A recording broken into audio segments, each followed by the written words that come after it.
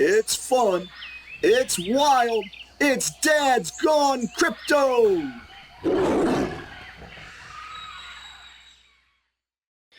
Welcome, everybody, to Dad's Gone Crypto. Another week. We've got an interesting guest in the podcast today.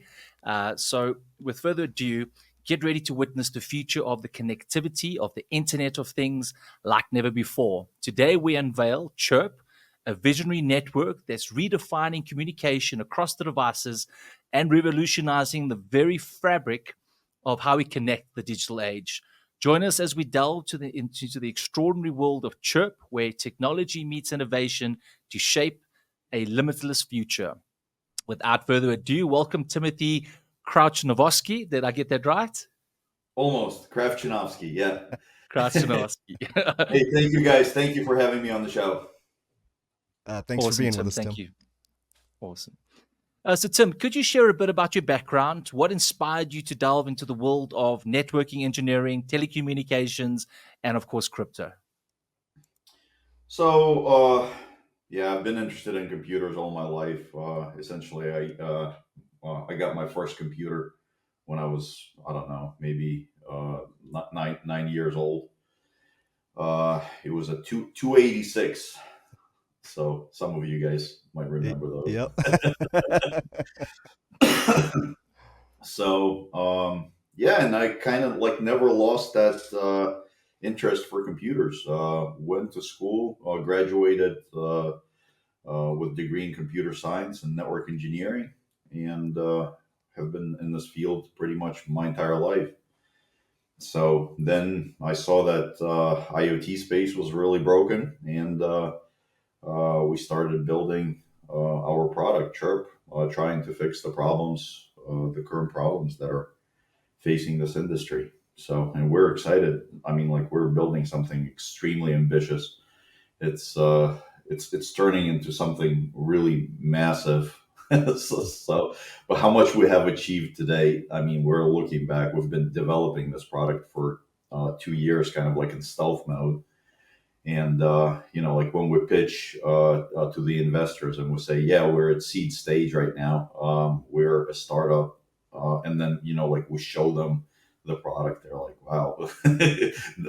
Typically, like a startup is on the idea stage, and you guys have already a product behind you. So yeah, it's really exciting. But yeah, team is really strong. So yeah, we're really doing our work and progressing very quickly. So exciting. So you've been developing in this field of Internet of Things and connectivity. What drives your passion for creating innovative solutions in this industry? The broken industry. So it's a rapidly evolving industry. So Internet of Things is it's pretty much all around us, but you guys still don't see it in residential use cases, and the reason for that is because the entire system is just broken. It's very difficult to implement something who has no technical knowledge. So if you want to automate your house, you have to have some kind of technical experience right now. Essentially, the problem that IoT is facing, every single manufacturer, they make a device. Those devices, they use different type of communication protocols.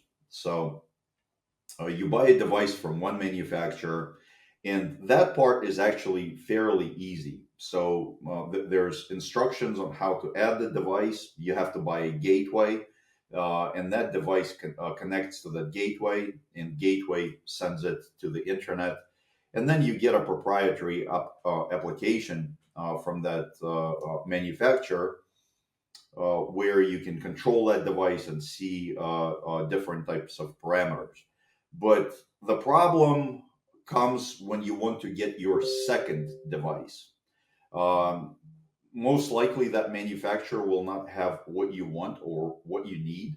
So you go to another vendor and you repeat the cycle. So they have their own proprietary app, they have their own gateway. and most likely it uses a different protocol or something like that. Mhm. And before you know it, for a residential use case, I was actually reading this blog post not that long ago, and guy was using literally 6 different apps to control the devices in his home. And it's just what we're trying to do is, like, we're trying to combine and unite everything so people can just add a device and they don't have to think about, like, what technology that device is using, from what vendor it is. So there's and you're using only one network, one application, so we're making it easy for um, the end user. So that's the residential side. But then exactly the same thing is happening on the commercial side. And in there, there's different protocols. So you have one device from one protocol, it's going to be on one cloud app, another one on another. And there's actually study that a commercial application, if you want to roll out IoT in your company, it requires up to 18 different vendors. And it's very, Wow. very complicated. And IoT is supposed to make our life easier. Right. But in order to implement it, you probably need to hire an IT department that will fix what you're trying to simplify. Right. So you So guys are trying to make it easier, I take it, or definitely yeah, making think it of us easier. as that IT department for everybody. So, Right. So, as the founder and CEO of Chirp, was there like a specific moment or realization that you came to that made you start Chirp? yeah, it's funny you ask. It was a fun time. We have a house in Russia, and so before the war started and everything, so I live in Europe. I live in Germany, Okay. and that house is obviously not occupied. It's just sitting there, and um, we have somebody checking on that property every once in a while, and it's my mom's friend, and she got to that property, and it was -30 outside, and there was a power outage, and so in Europe, most of the heating systems, they use radiators, and those radiators have water running through them. So essentially, there's a boiler heating the water, and then that water circulates through um, those radiators. Okay. And she gets to the property, and it's ice cold. It's -30 inside. What happened is during the power outage, house cooled down very quickly, and all of the water inside the radiators froze, Oh, wow. and they cracked open. And so on top of each radiator, there was like an ice cap like this. Sure. So I had to fly out there, and I had to remodel the entire house. So in -30, had to remove all of the floors, all of the radiators, the entire heating system. So it was a mess, and it was a very, very expensive remodel. So it took about 3.5 months to remodel everything, and that's essentially when I was like, okay, well, we don't live here, but it's our property, and we have to kind of like keep an eye on it. And we started installing different sensors, and that's Okay. when we ran into this problem. And I was like, this is insane. How is anybody that has no technical knowledge, how are they going to be addressing this and fixing this? Right. And that's kind of like how Chirp started. It was a very, very expensive lesson. So, Oh man. Nothing like getting quite inspiration from your house and your mom, huh? yeah. So, So Tim, you've been part of a few organizations: World Bank, Comcast, Chemonics International. How have these companies basically helped influence your approach to building Chirp ecosystem? Experience. Through those companies, I built a lot of experience. So I've been in this trade for over 25 years. Actually, a lot of our team members are people that I worked with previously or were recommended to me by my colleagues. So uh, it was tremendous experience, and like I was building my way of from the ground up.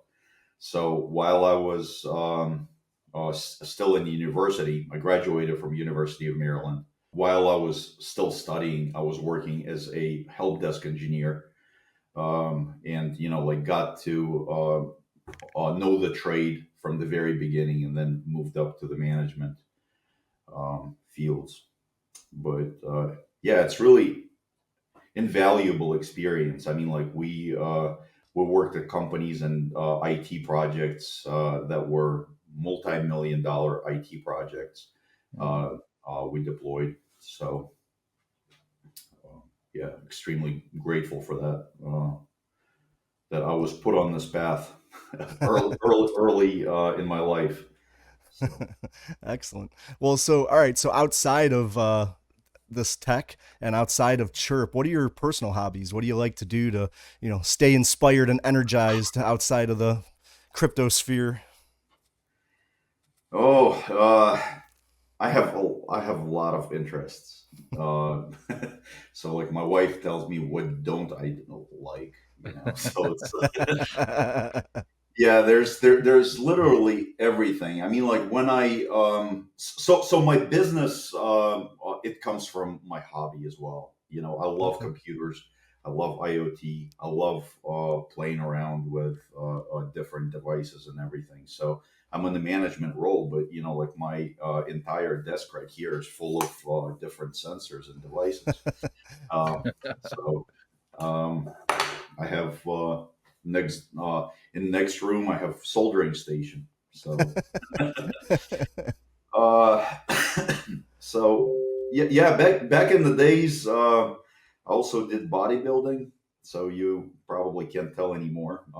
It's been over 10 years from my last visit to the gym, but I actually held second place in East Coast Classics in bodybuilding in the Really? U.S. So, Wow. Very cool. so yeah. But muscle is funny, Like if you don't use it, you lose it. Yeah. So Yeah. I know that. that's how it works. Seems to go with everything: brain power, muscle, everything. Exactly. Now I have only one cube instead of six. So, so, so You before have I the dad forget, bod. are you a crypto dad? Are you? exactly. Yeah. Yep. Yeah, I've been for inspiration. I've been watching a bit of Anatoly. Have you seen Anatoly on YouTube, Tim? Who? Anatoly. So he's this Anatoly. he's a 64 kilogram tiny guy, right? But he's a power lifter and he's got world records. So he goes into a gym and he dresses up as this cleaner in an overall, and all these Oh, muscle freaks, Oh big, yes, I've seen and him. he He goes just to gyms picks and it he up and pranks people. Yes. yeah. I'm Yes. That like, guy's hilarious. I had no idea what his name was until you just said that, but yeah, that guy's Anatoly, hilarious. and he's tiny, but Yes. he's incredibly powerful. I'm like, all Right. right, stop watching these videos and get your butt into gym. Exactly. Yeah. Uh, Yeah, but I mean, like interests galore. I wish I had more time in the day. yeah, right. Yeah, Don't we all? So that's the Well, we know difference. all about that. uh, So, well, maybe Chirp will help us have a little more time in the day. We won't have to do so much work on keeping everything organized anymore. yeah, right now, like IoT is taking up most of my life.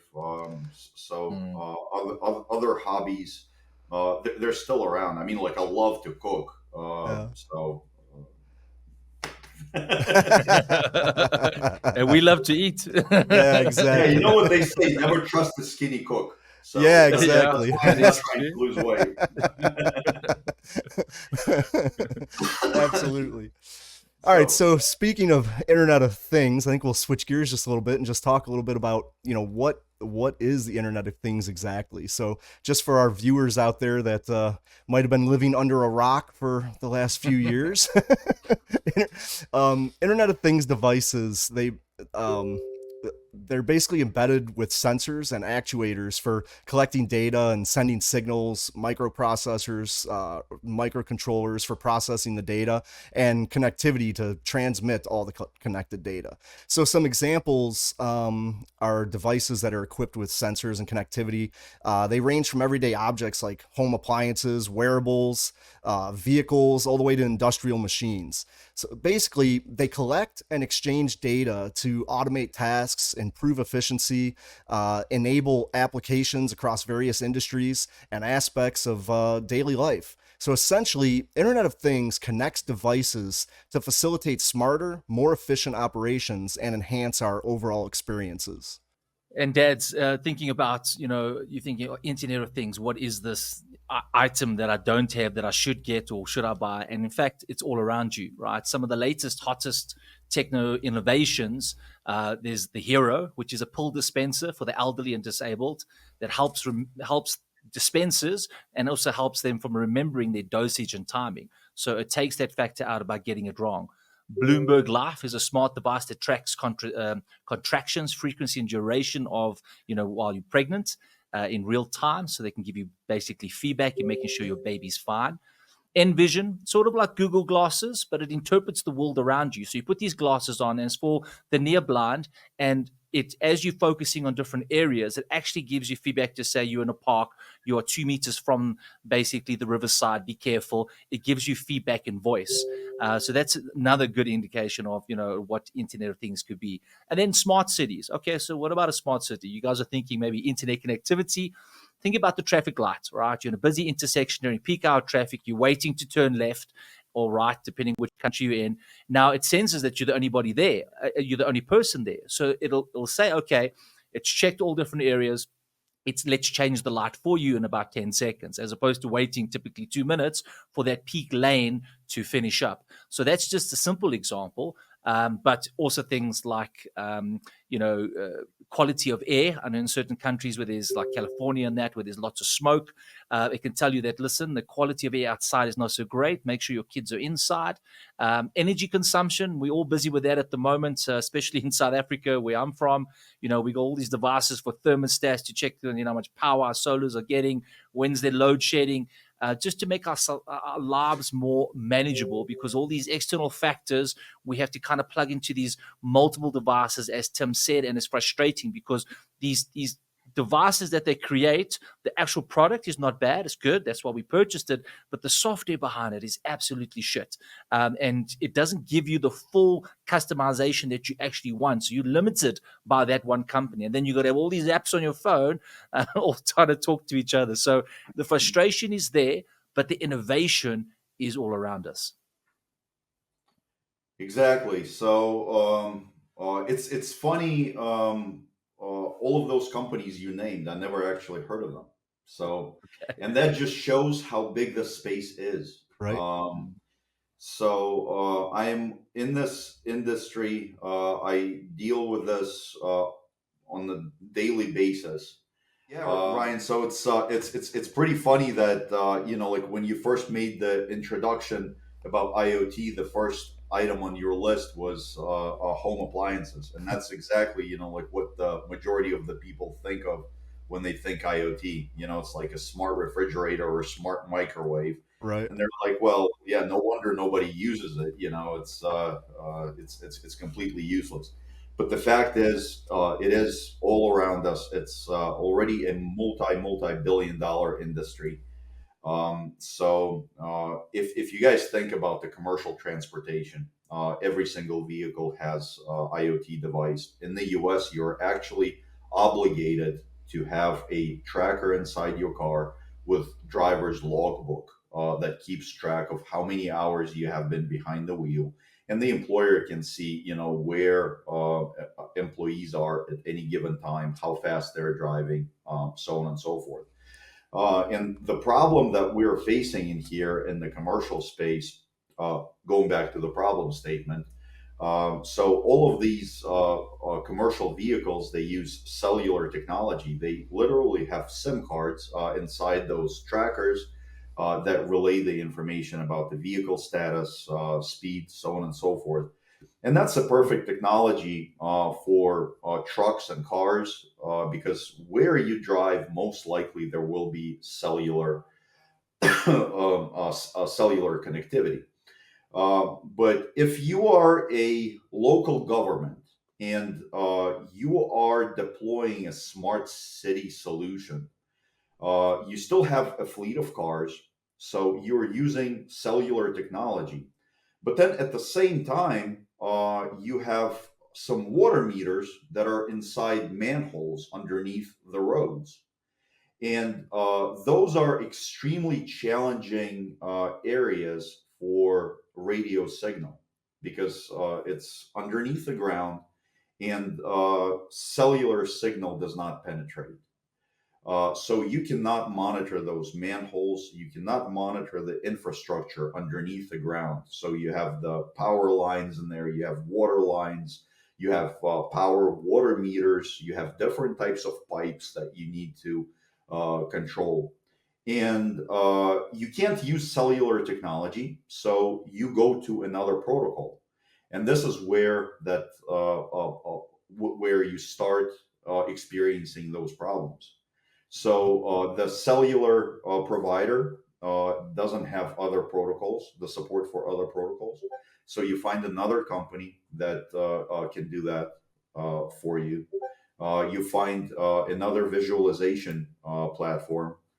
And so it's different platforms going back to that same problem, different platforms, multiple bills, multiple contracts, so on and so forth, and it becomes very, very difficult. So that's really interesting. I guess I never really considered that like cell networks couldn't reach certain areas like that, and what this Internet of Things is really accomplishing out there. So basically, though, Internet of Things is seeing like extreme growth. What does Chirp's technology do to contribute to the landscape, and what makes it stand out from other IoT solutions out there? Because there are an absolute ton, as we were just mentioning. Yeah, so you're absolutely right. There's multiple technologies that have their own use cases, and everybody has heard of Bluetooth. Essentially, Bluetooth connects your headphones to your phone. And that technology is used because it can transmit a lot of information between your phone and your headphones. So there's no lag, but it has a relatively short range. So once again, that's just one more protocol that has its limitations, but it has its own use cases. It cannot be used where cellular technologies could be used. It cannot be used, like underneath the ground where another protocol is being used. So this is exactly what Chirp is fixing. We are creating a network and a platform where you don't have to think about all of those things, like how to connect different devices. We're building a device and brand agnostic network where you buy any device on the network, on the internet, and you connect it to our platform. But because we are building this on the blockchain, this is where it becomes really interesting and it opens up plethora of possibilities. So for a traditional telecom company, in order for them to roll out their physical infrastructure with antennas, so who do you guys use for your cell phone connectivity? Ryan, what's the company that you use? T-Mobile here in the T-Mobile. US. So T-Mobile is in the US. They have a parent company in Germany, Deutsche Telekom. How come only two countries? How come they're not present in the entire world? That's because you have to negotiate land. You have to find land for the cell towers. You have to erect the cell towers. You have to put the infrastructure. You have to pull the infrastructure to those cell towers. You have to pull power. You have to pull internet. You have to put a fence around your cell tower so nobody messes with your equipment. You have to alarm your infrastructure. Mhm. Very costly, very time consuming, um, and obviously takes a lot of time. And that's why you don't see telecom companies expanding rapidly. So Mhm. we're giving this power to expand and run the network to the people. So essentially, it's an old model where, so previously, how was it done? A telecom company would come to a farmer and they would say, "Hey, we'll give you $500 a year. Can we rent out a 10 by 10 piece of land and we'll erect this, the cell tower in there." And Mhm. then on that cell tower, they would rent out spaces to multiple telecom companies, and they would reap all of the rewards. So essentially, they would make from that cell tower, I don't know, like several thousand dollars a month or tens of Okay. thousands of dollars a month, and farmer would get, like his $500. So with this deep in narrative, people buy the antennas and they put them on their houses and they provide the signal. We're completely eliminating those the search for land, the contracts, buying, leasing agreements, so on and so forth. And that's why we were able to deploy. Chirp is already deployed in 25 countries. And so from the time we sold the antennas and from the and by the time they were actually installed in 25 countries, that took 2 months. Wow. So so that's the power of DePIN. It's not possible in traditional telecom space. Right. They would not be able to even erect one location in 2 months. Wow. So 25 countries in 2 months. That's absolutely incredible. exactly. So, I mean, like essentially, we have another batch of miners going out to multiple cities in multiple countries right now again, and Mhm. it's going to expand probably by another 10 countries or so, and our presence is going to be there. Yeah, I think I'm So gonna be first in Ohio. I ordered a couple from you, so I think I'm gonna be first in Ohio over here to have awesome, them up awesome, on the map. awesome. Yeah, glad to hear. That's the first part. So and obviously, you get chirp tokens for running the network. Um, but then another exciting thing where blockchain comes in, all of these devices they generate real world data that could be written on chain, and it makes that data immutable, and it opens up so many possibilities. And because we're building this network where we don't only support one protocol, but we support all of the major connectivity protocols, we can connect the most amount of devices if you compare us to any other network out there, be it Web 2 or Web 3 company. And just imagine the amount of data that those devices produce. For example, in a fleet management software, you have that tracker and it writes information to the chain. In case of an accident, that information written to the chain is immutable. You get into an accident, and another party says that you're at fault, although you're not. You can prove to the insurance company, or insurance company can pull that information, and they know that they can trust that information 100%, that nobody tampered that information to prove your innocence and get the other person to pay for the damages. So it helps insurance companies verify those claims.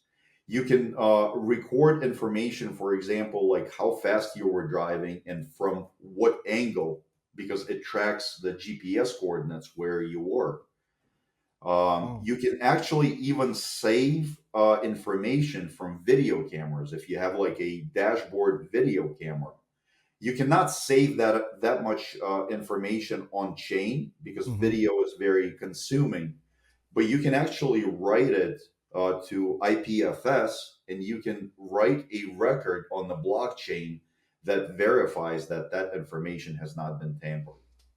Wow. So, and it opens up literally a lot of use cases. Tim, you touched on 2 points.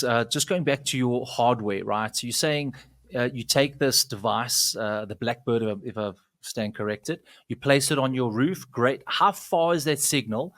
And then the second question is, you said, can it penetrate through ground? So if I've got pipes in the ground, let's say I've installed some plumbing in my pool and it's got sprinklers and powers and all of that, and it can track that.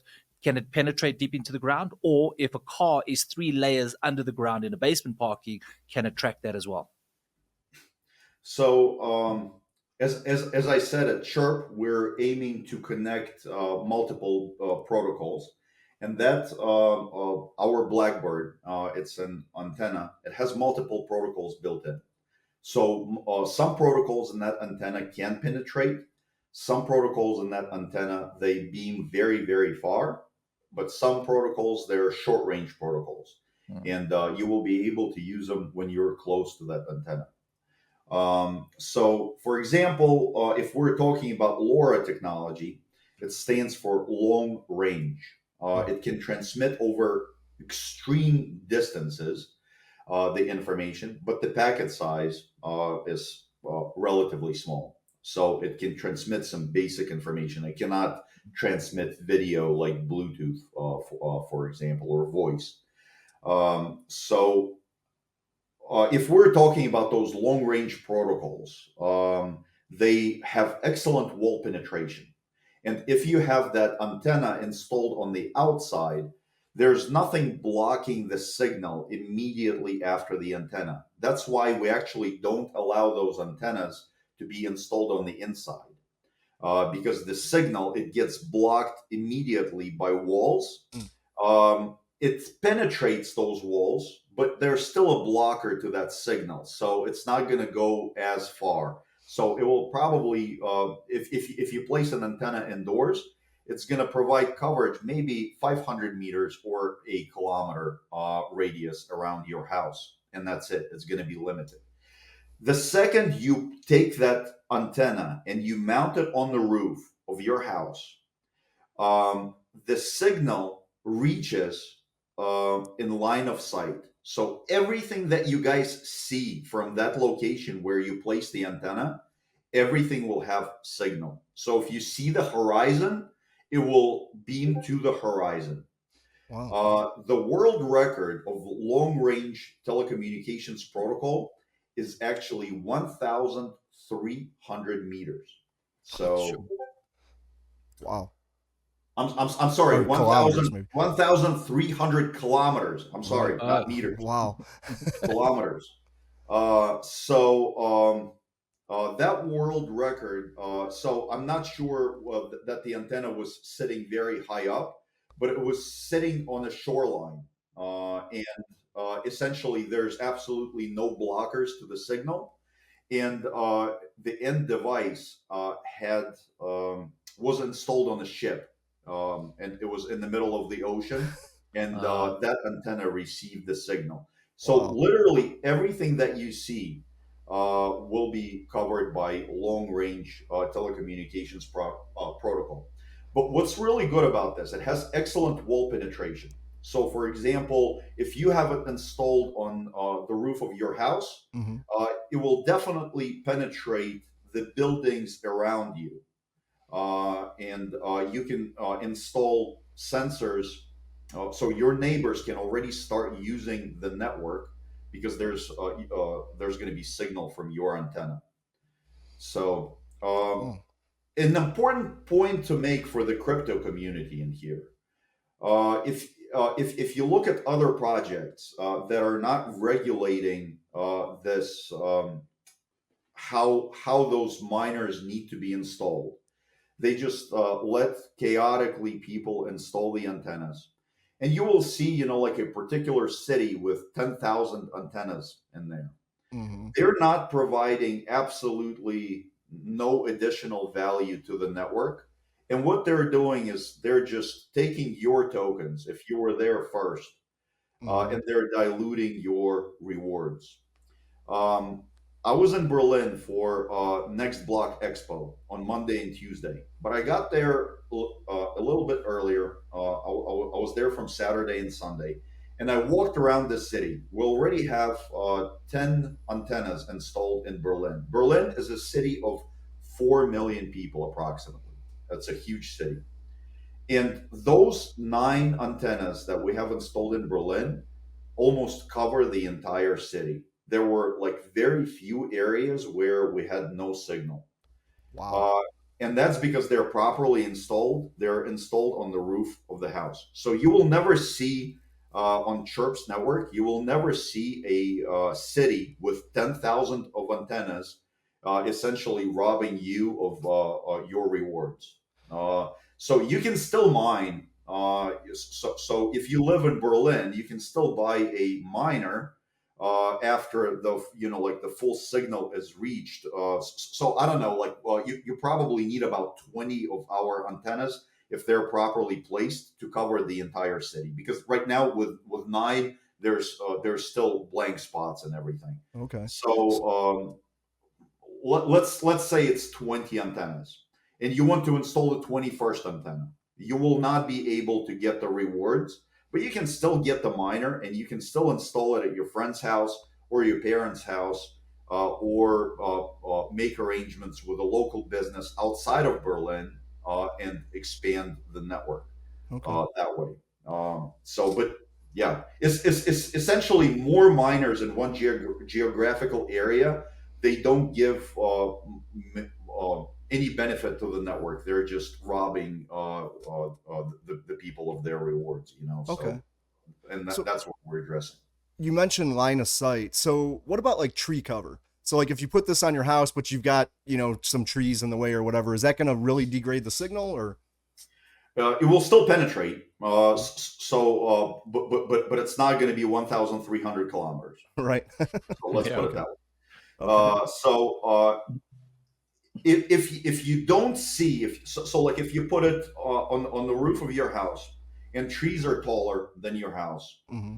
those trees, especially in the summer with all the leaves, they are going to block the signal. So Okay. actually, on top of my house, I have another mast that extends it another 3 meters, and then I have the antenna sitting up there. Okay. But like some people don't want to do that, and that's fine. But you have to put it outside. Okay. If you don't want to elevate it, we're actually incentivizing people to elevate the antennas, because when you elevate the antenna, obviously it has more coverage, and it has a chance. How do we know that you elevated your antenna? Mm-hmm. Because it will see other miners in the area and it will ping them. Oh, okay. Because it works in the same way in line of sight. So if you guys go to our Network Explorer, it's app.chirpwireless.io/Network Explorer. You will see all of the miners that are already deployed in 25 different countries. And if you click on a particular hexagon, you will see if that hexagon sees other miners in the area or not. So if you just put it on top of your house and you have those trees blocking the signal, it's probably going to extend your circle to I don't know, like 3 kilometers radius, maybe 5 kilometers radius. Okay. It's still a fairly large radius, and it's still long range. But I'm estimating here, like I don't know how far it's going to reach. But if you elevate it above the tree line, so you will still get your tokens if your miner does not see the other miners, because it still provides that coverage around your house to the neighborhood and to the other houses. Okay. But if you elevate it and it starts pinging the other gateways, then we know that that gateway that pings the other gateways, it's relatively high up, and for that it gets extra rewards. Hmm, So that's how it works. cool. So, Chirp aims to create a decentralized physical infrastructure for Internet of Things, and that's a DePIN that we've all been hearing all about. It seems to be the new buzzword everywhere.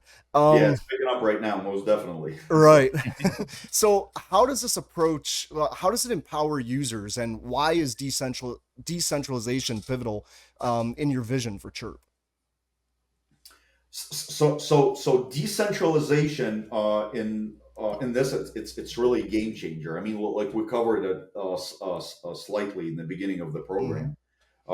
It's impossible for a Web2 company to build out a network, a true global network, that inexpensively and that quickly. So Right. that's what DeepIn does. It reduces the cost, and us as a company, we can pass those savings on to the end user. And obviously, with blockchain, we also talked about that. It opens up multiple use cases. Um, so deepen is actually it's a hot topic for a reason. So we're actually currently developing a couple of IoT devices as well, and with deepen you can kind of like create hardware decentralized physical infrastructures where like people or create DAOs, and they help manufacturers create the devices, so Okay. you can decentralize that. So we're in telecom, but there's other DPINs out there. So for Uh-huh. example, like storage DPINs.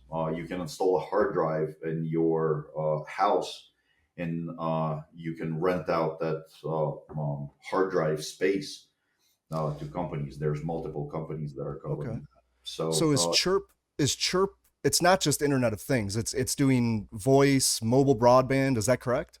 Is that So, so yeah, think of us as IoT and voice network, because okay? voice network also provides broadband and everything. So, but Okay. that's going to be a true broadband. Those are our plans for the future.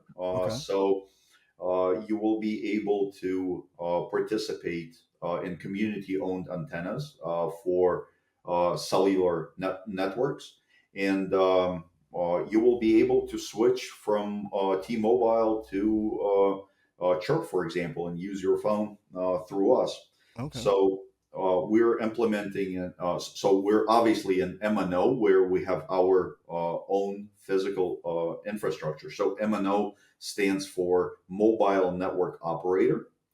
Mhm.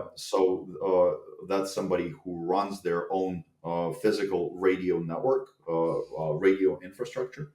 And we're also an MVNO, so virtual network operator. Okay. That means that we can utilize the physical networks of other companies. So, for example, like T-Mobile or any other telecom. So, Okay. So uh, considering the use of that LTE backhaul, how does the Blackbird, how does it redefine the capabilities of traditional IoT gateways? so we do have in those Blackbirds, we do have our own SIM cards. So we actually haven't announced it to the public. So Okay. I'm revealing it on the A show. big announcement. Fantastic. Fantastic. A big announcement, First correct? on Dad's Gone Crypto.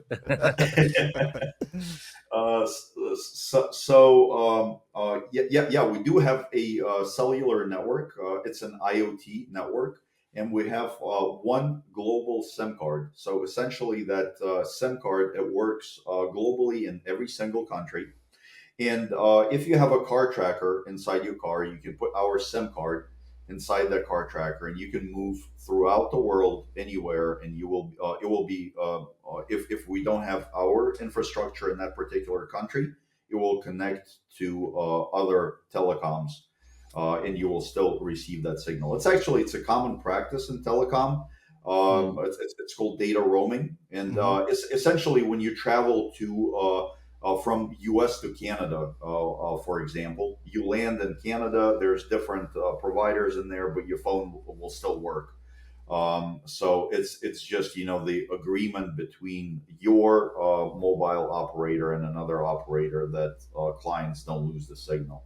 So that's essentially how it works. But we have our SIM cards inside our gateways, and they are there for two purposes. So first of all, we're providing um, a commercial grade network to our clients.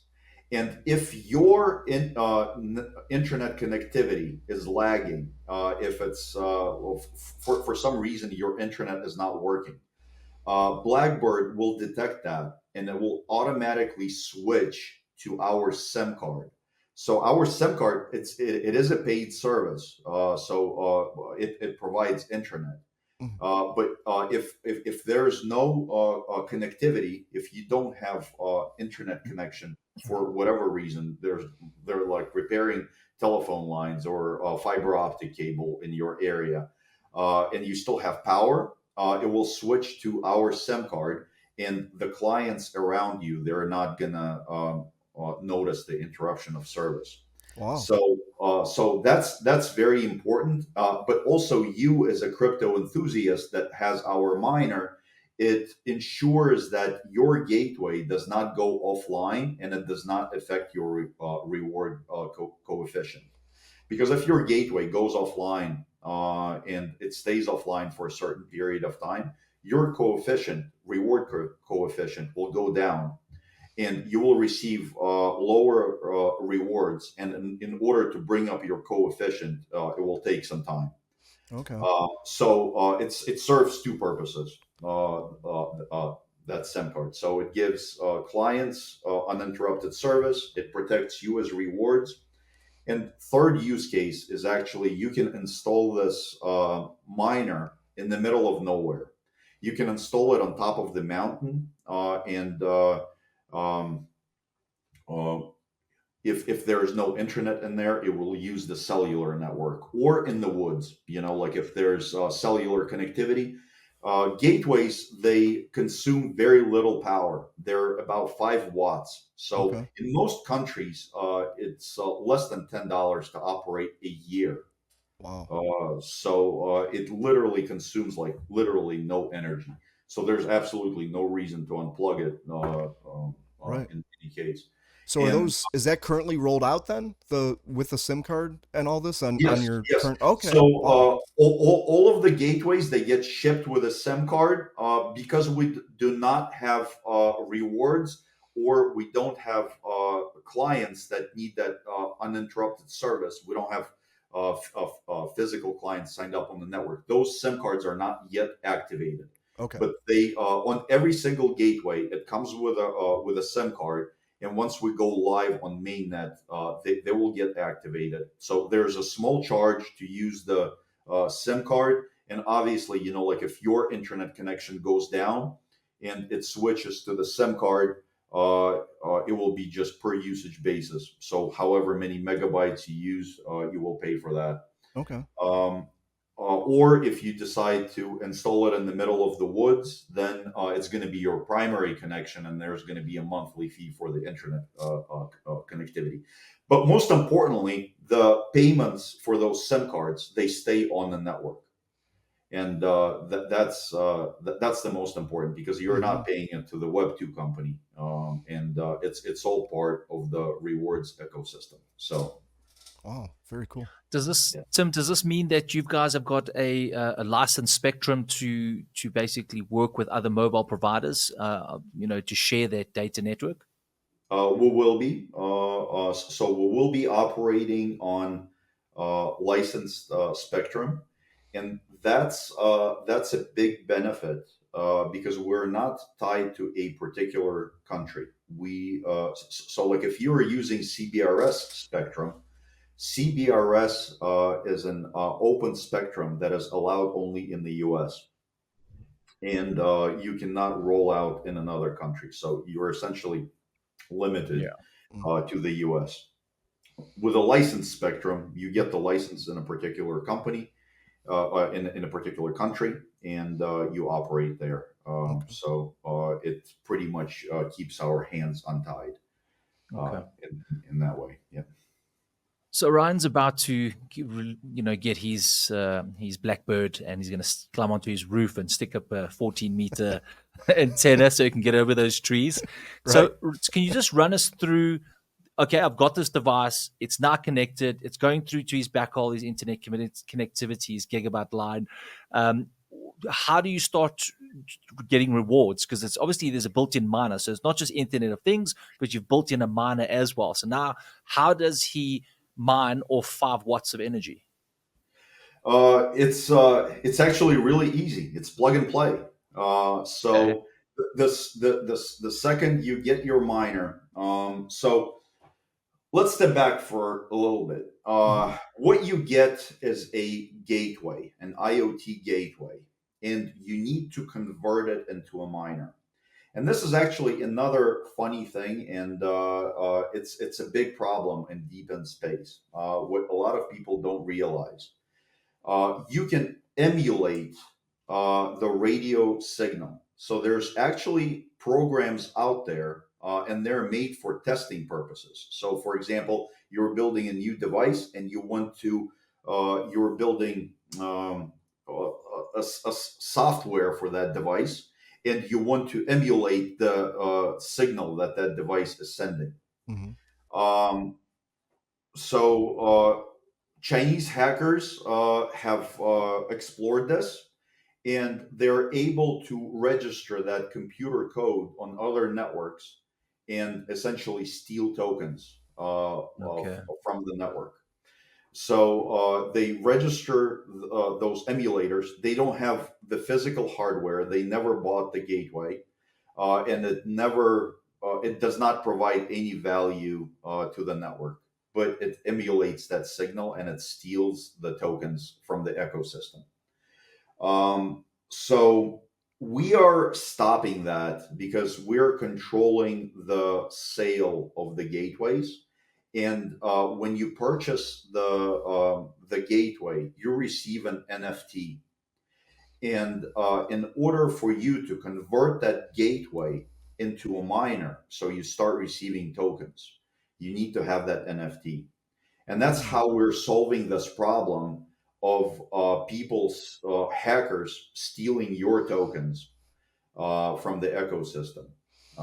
So what you will receive is a gateway that the second you plug it in, it starts providing coverage. Mhm. And you can register. So right now we're working on a solution where you can register any third-party gateway. But the thing is, it will never convert into a miner, the third Okay. party gateway. So only this Blackbird will convert into a miner, and only if you have that NFT. Okay. So you convert it into a miner. There's a payment involved. It's a $40 payment Uh-huh. to convert it into a miner. And we actually check the installation. You will be required to send pictures of the installation. And that's all of those measures are in place to protect the community that are honest in building up the network. Right. So it's essentially we check how you install the gateway, that it's installed outside, that it's installed high up, and that prevents oversaturation of gateways in a particular geographical area. Okay. It's all done to protect the community and to protect the mining rewards because we're in here long term, and we don't want those fake gateways to be diluting your tokens, or we don't want thousands and thousands of miners in your city where you live diluting your tokens when only just a couple of miners are needed to cover the entire area. So So, Tim, tell me, let's say a few 100 million years ago, an asteroid hit South Africa and they created a place called the Cradle of Humankind. And now I've got a house there and I want to stick this on this antenna, but at the bottom of the bowl, right? And I've got an immediate community, but I'm not high up, right? What is this host to earn model do I have to stick it on my house? Can I delegate it to someone? Do I still earn? Do we share the rewards? How does that work? So you can still install it in your house because it will still provide coverage to your entire community of houses around you. Mhm. So if you elevate it higher, it will ping other gateways and you will receive extra rewards. But remember, you're not limited to your house. If you are like in a really bad telecommunications location, so and if you're like really in the on the bottom of the hole, your house is saturated there. Mhm. Yeah. So you can place your miner at your parents' house. You're not limited only to your house. Mhm. You can make maybe an arrangement with your friend. You can make an arrangement with local businesses. I was driving through Frankfurt a couple of weeks ago, and I see this mountain, and on top of the mountain, there's a cell tower. And I was like, well, yeah, I should probably stop by in here and see if we can place an antenna in there because that's going to cover really like the entire Frankfurt area. So I get to the top of the mountain, and right next to that cell tower, there's a small restaurant, and that restaurant, it's obviously it's not as high as the cell tower, but it's sitting on top of the hill, so it's still one of the highest areas in the area, and it's still going to cover a huge area with wireless coverage. And I talked to the owner. I'm like, I see you have a couple of antennas in here. What would it take to place our antenna in here? And he said, like 150 euros a year. He wanted. Sure. So I mean, like Nice. you're not really limited to your house. I mean, like Right. once we start working, and once like the system starts picking up, uh, yeah, you can go around and try finding those locations where you can place those antennas. So. What do the And rewards look like? Oh, those sorry. trees that are blocking your signal, you can put the antenna on top of the tree. Yeah. Didn't even think about Or, that. or Ryan, you can strike a match. No, they're too It's not close to my expert house. advice. Oh, is it? Yeah. All right, bad idea. Don't listen to me, Ryan. And Tim, tell me about those rewards. So, what does the rewards look like? Do I earn like a bazillion chirp tokens, or is it one per day? Is it how can I? Is it a passive income? How many do I need to make some real good money? I think that's So, probably the question. Yeah. at this stage, it's obviously speculation, right? Because we're going into testnet fairly soon in the next couple of months. The way the reward structure works, there's a pool of tokens that gets divided between the network keepers. So the fewer gateways you have on the network, the more rewards each gateway receives.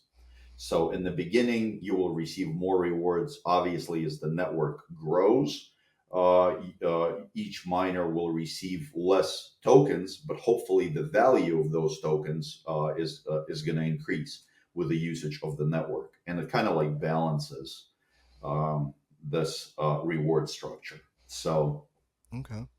yeah, and we're implementing everything in place, to make it fair. And those two use cases that I brought up before, it's actually a big deal because you don't want to install an antenna if you live in the apartment building. You're providing already coverage to an area.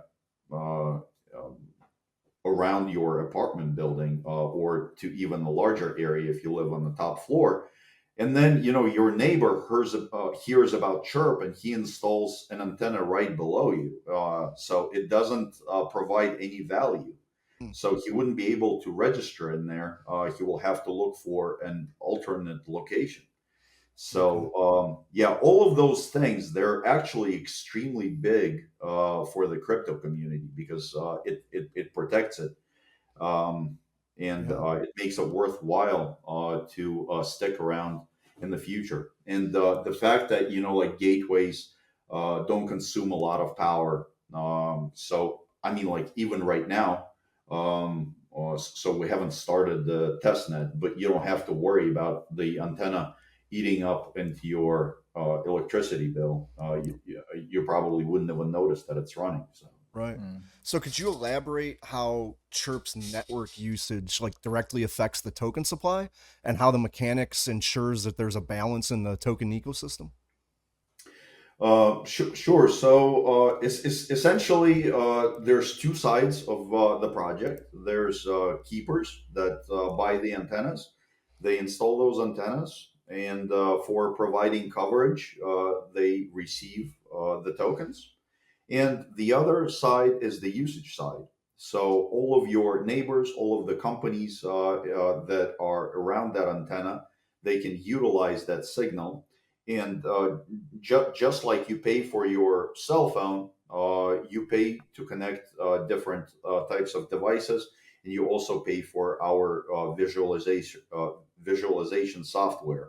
So we have software as a service. Okay. You pay for those services in fiat, and we buy the token supply from those payments. So that brings up another point. A lot of the people, especially if you're not technical, they don't understand what LoRa is. They don't understand what different telecommunications protocols are and what they do. Um, so what we do is when you receive an antenna, you will receive a device together with that antenna. So it's a simple door sensor. Mm-hmm. So it's a long range door sensor that you can, for example, if you live in a single family home and you have a shed that is a little bit further away, your Wi-Fi is not going to work there, but your long range technology in the device will work there. So Okay. you don't have power, you don't have anything in there, but you can install this door sensor. So with each miner, you install, you get a device, a door sensor, and you add it to the network, and you see how it works. So it's only one of the examples, but you see how easy it is to add that device to the network. But most importantly, you understand what we're doing and how it works, and you see it in action. So uh, by giving you the understanding of what we do, you can now tell your neighbors, hey, there's actually signal in your area. And, like if somebody breaks into your neighbor's shed, you can say, well, go ahead and install those Chirp door sensors. They will work in there. You will go, oh, there's no electricity. I don't have Wi-Fi. There's signal in there. You don't need electricity. Just, like put up this door Hmm. sensor in there.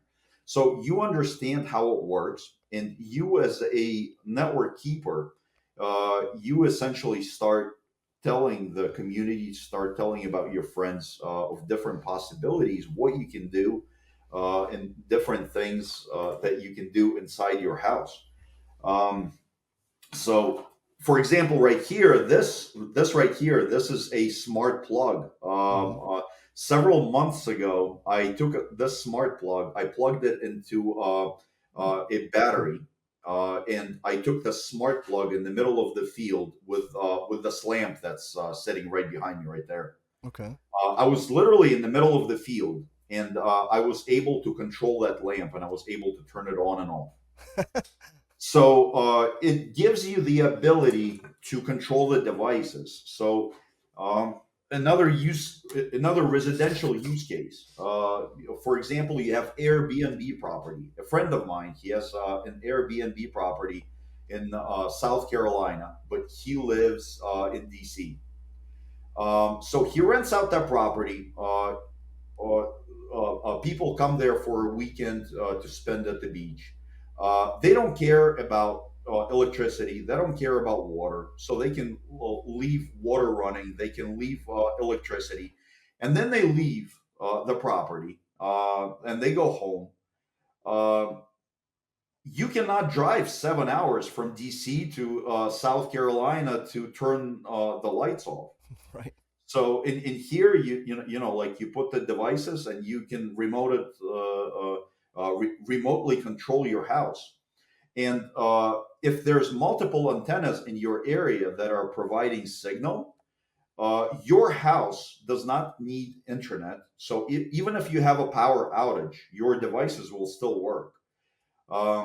So, for example, you can install a leak sensor. This is a leak sensor. Mm-hmm. You can install it underneath your sink, in your bathroom, in your kitchen, and if a pipe bursts and the water leak is detected, it can notify you that hey, there's a leak in your house.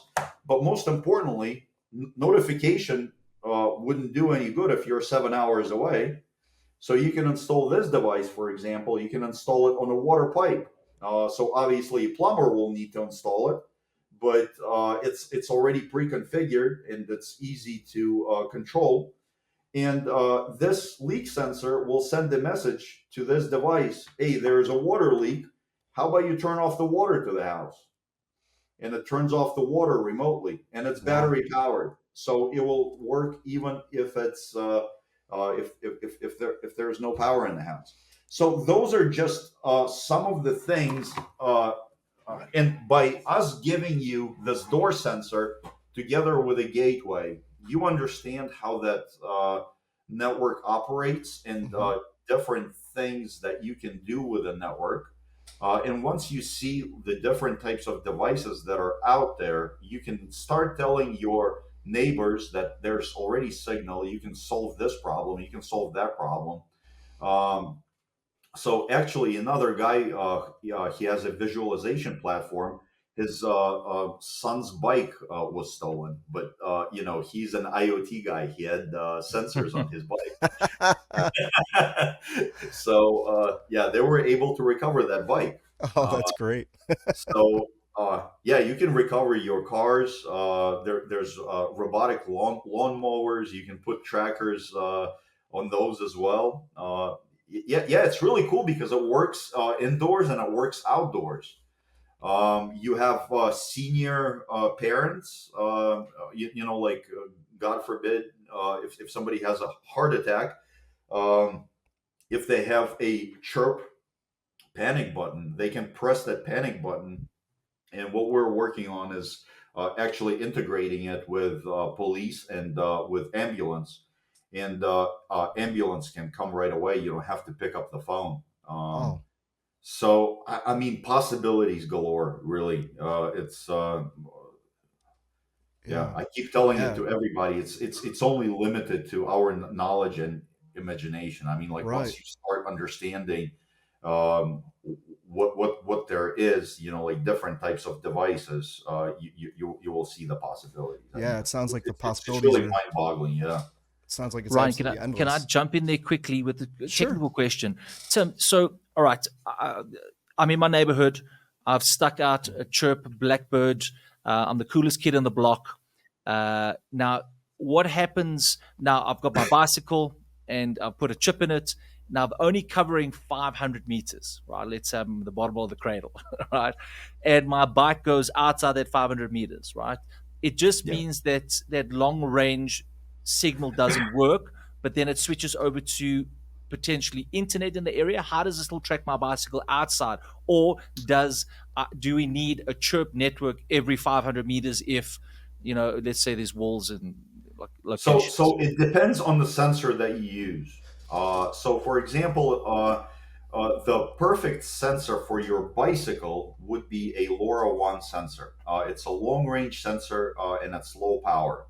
But you're absolutely right. It will work only where is signal. But we can roam with other networks and we can extend our reach of our network. So that's also in the works. Okay. But for example, if you install a cellular device, it uses the cellular networks, and in there we have agreements already that are worldwide, that are global. And essentially, if you have a tracker inside your car and your car gets stolen, it will connect to our different telecom partners, and you will be able to locate it. I was actually watching this documentary that cars in the U.S. they get stolen and they get shipped to Africa, Mm. and this reporter he actually found this car, and he actually called the owner. So police was not able to find it, but this reporter found his car, and he called the owner from Africa. He's like, "Hey, dude, I'm sitting in your car, but guess where I am? I'm in Africa." He's like, "No way." So he already got his insurance claim and everything, but he was I for remember. I remember that call like it was yesterday. So, so yeah, it's on the rise. But right. there's actually a LoRaWAN device, and we really like it. I think we're gonna see more of those devices. And essentially, the way it works, if there's no signal, it's gonna record all of the information on the device itself, and by the time it passes by the antenna, it will dump all of the information to through the network. So, for example, your bike gets stolen, and he rides it to his house. There's no signal in there, so you don't know where it is. But that device still gets the coordinates, and you see that that bike was sitting at that location for like 5 days. And then he decides to take that bike to another city, but then in another city, there's an antenna in there. It dumps all of that information, and police will be able to track him down because they will see that that bike was sitting at one spot for for 2 days or 3 days. So they're like, "Oh, so he must live there," you know. Okay. So there's actually ways where this network is really useful when it's not even fully implemented. And for example, if you live in an area where there is no signal, you can just buy a Chirp miner, you can install it, and it already covers the area. And for example, um, um, if you have a production facility and you need to automate in that production facility, you don't need to wait until the entire network has expanded. You can just buy a miner, you can install it, and you can start automating. Okay. So it sounds like, I mean, obviously there's just a million use cases for this, but you mentioned that the end user's paying for these use cases in fiat. Now you are launching the Chirp token though. So what's the utility of the Chirp token if we're paying in fiat? So Chirp token, it runs the entire network. So keepers get rewarded with Chirp token for installing and providing the coverage. You can stake the Chirp token to receive extra rewards. There will be a governance voting system where you can use the tokens. The more tokens you have, the more value your vote has.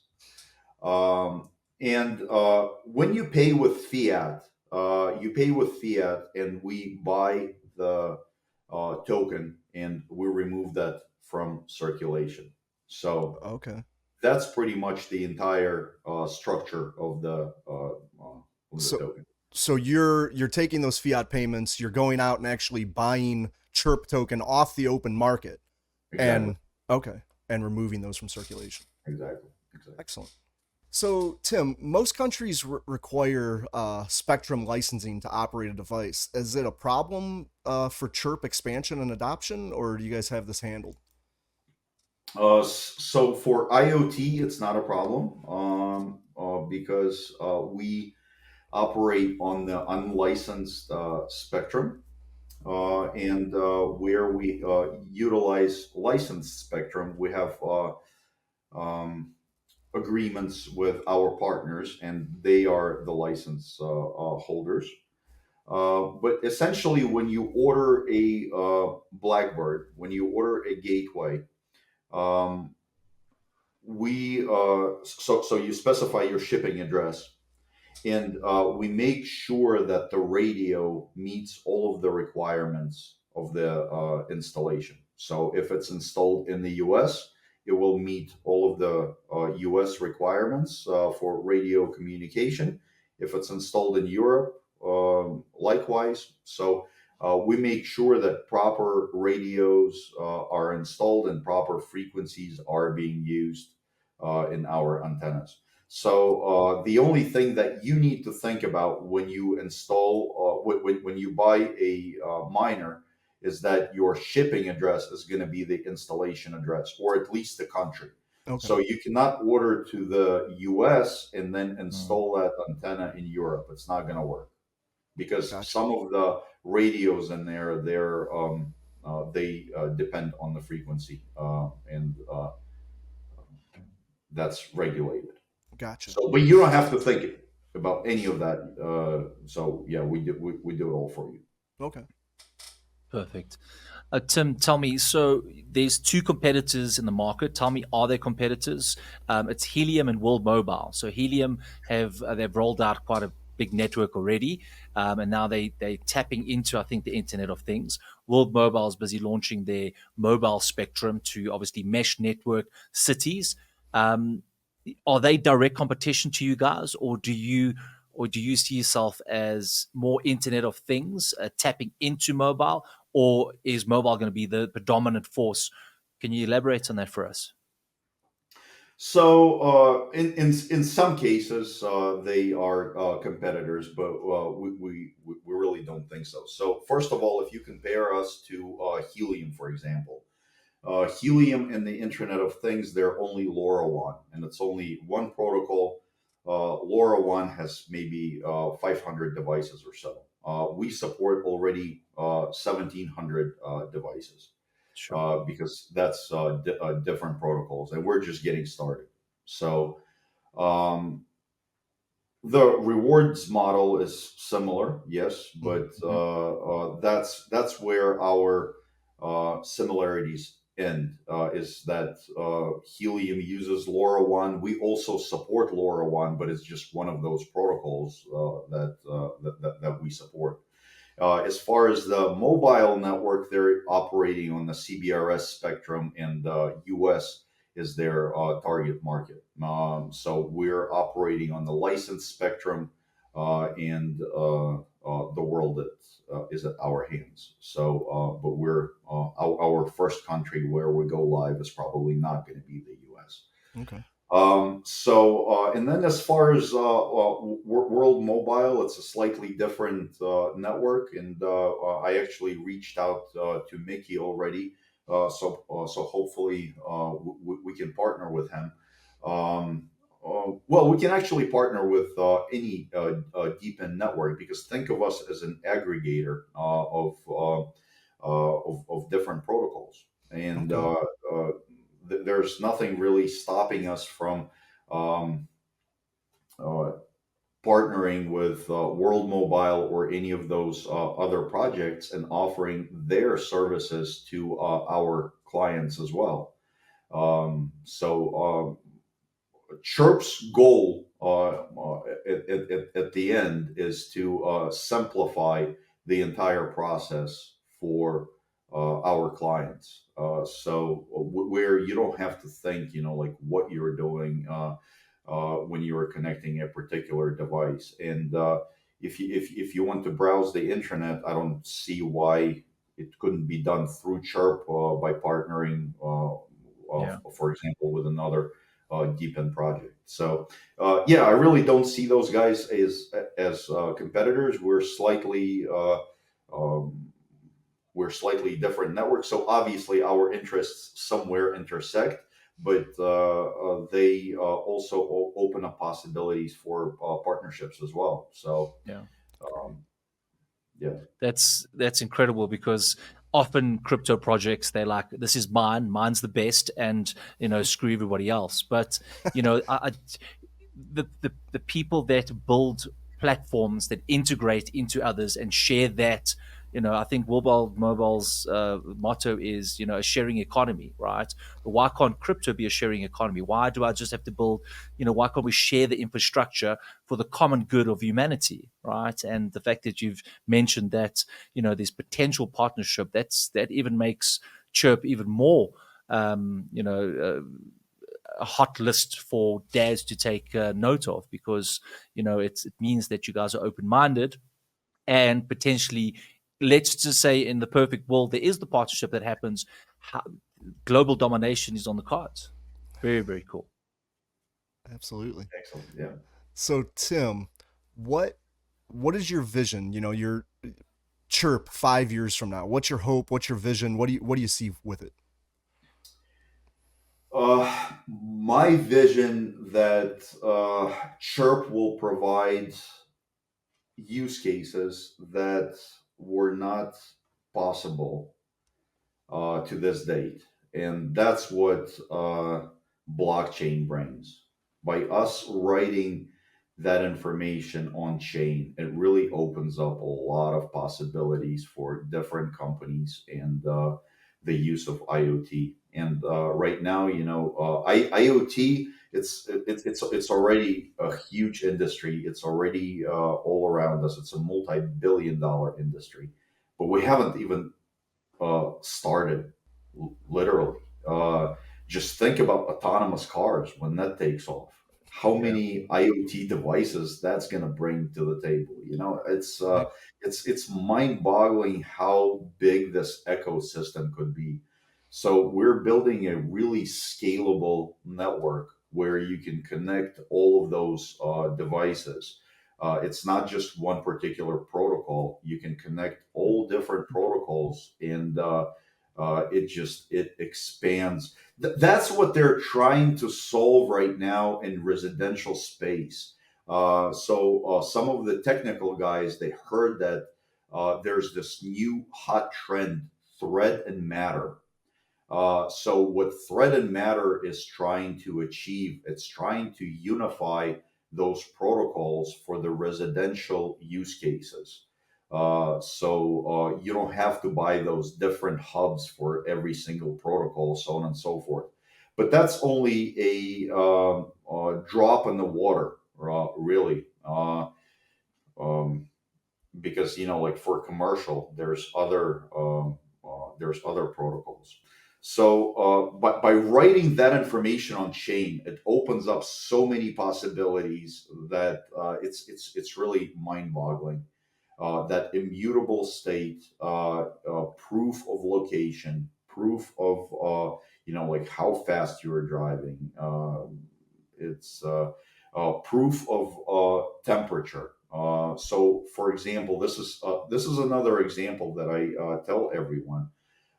You're a pharmacy and you order $1 million worth of vaccines. Those vaccines, they need to be transported, and temperature requirements need to be met. If they're not met, you will receive those boxes. They will look exactly the same, but it's going to be placebo, Mm-hmm. because the temperature was requirement was not met. And here you can put the temperature sensors inside those vaccines that will write the data on chain, and it's going to be immutable. If the temperature requirements were met by the time you receive those vaccines, a smart contract could initiate a payment Sure. to the transportation company. Wow. And I mean, it's a drop in the water. This is just one of the use cases. And there's 1,700 different devices that we already support. Wow. So, and then with temperature, I mean, that's just one use case. But how many use cases can you have only with temperature? Only with proof of location, where you help the insurance company. Try to understand the situation and see who's getting paid out. You are assisting police in convicting criminal. You know, Wow. so it's yeah, it's mind boggling. Wow. Tim, I had a flash forward or flashback to the Terminator scene where obviously there's this network of everything's connected to each other. And I also watched a YouTube documentary on one of the most prolific white hackers there is, and he's involved in a lot of high level hacking and that. And he says most of the devices that we have in our home today is already sending data, say, to China or to foreign companies. They already profiling us. They can take over our network just by one device that I purchased, connect it to my internet, and then now control my entire house with my Internet of Things. How is Chirp, from a security perspective, going to protect my home, my family, my community? So it's a very hot topic in IoT right now. So that's the problem when you use a particular device, and it's not the device that is being hacked. It's the software that is being used. And I told you that you buy a device from a manufacturer, and each manufacturer has a proprietary app that controls that device. So, for example, this is a door sensor from a third party, but the way it's registered on the Chirp network is it comes with a security key, and when you add it to your account, you enter the device ID and you enter the security key from this device. So this device has a password, and you have the password to retrieve that data. So you and only you see the data that it's transmitting, unless you decide to share this device. So you can share this device. For example, you have a home security system or temperature sensors inside your house, and you want to share that information with your neighbor. So, for example, like my house that we discussed in the beginning of the show. um, I can share that device with my mom's friend. So, if the temperature drops, she will receive that information that temperature is Okay. dropping. But otherwise, this information is encrypted. So, from And do you have access as the Chirp network to that data? Can you log into our backend because I forgot my password and reset it and steal my data and sell it to the internet, or is that also blockchain? Some parts of the network are centralized, and you have to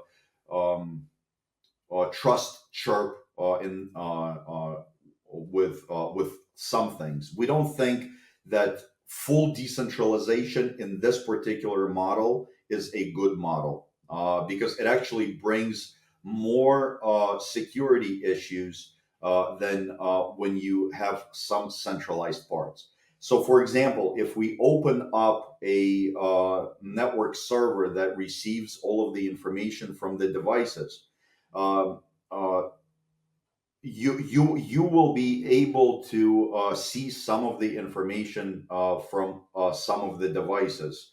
So, for example, you share that information with your friend, but if that server is decentralized, that information will be exposed.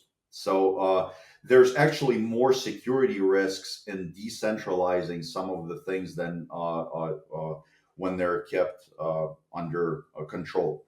But there's actually a way to fix that. And for example, if you're a company that is very high on security risks, and it's a big concern for you, we can package the entire software from Chirp, and we can give you that package, and you can roll it out on your servers, and that way you are in control of your information.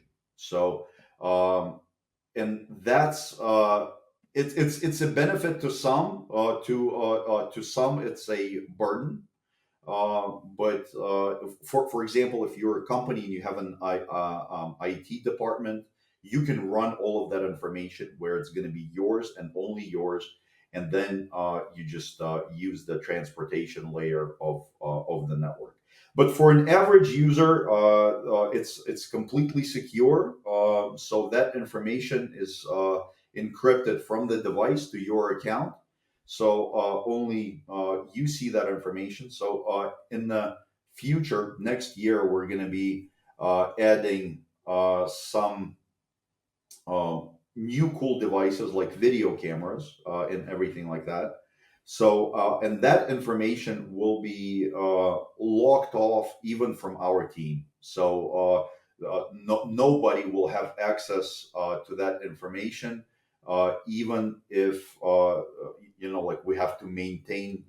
For example, you call us with a problem, and you say your camera is not working. So we can help you fix that problem, but we will never be able to see the information coming from the video cameras. So it's very important. Yeah.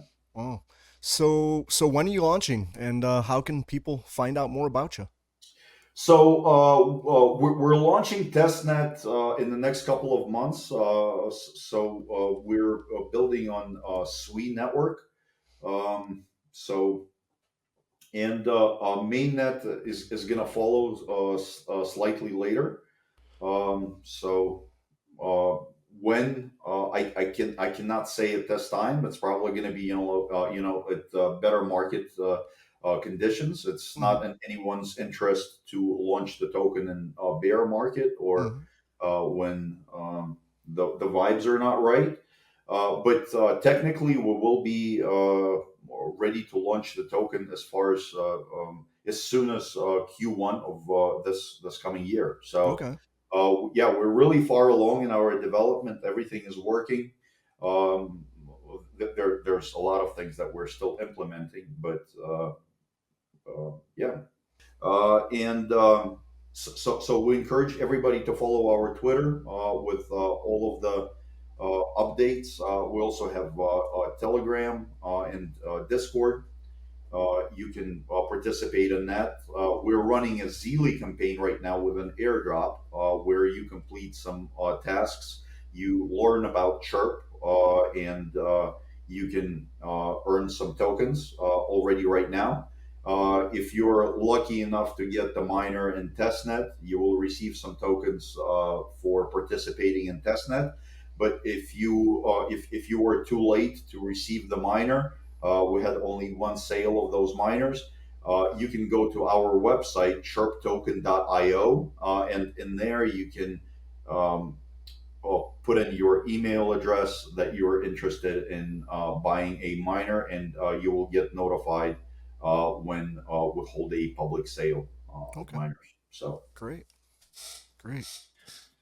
So, crypto dads out there, if you ever thought about building in this space, this episode is one of those episodes you go, oh my goodness, my brain's about to explode. Because as Tim was talking, I'm already racing 100 miles an hour. If I didn't have less time, if I had more time in the day, I would be jumping on it straight away. But just all you need to do is take these nuggets of information, jump onto Chirp, try and understand what they're building, and then apply your passion to, for instance, farmers.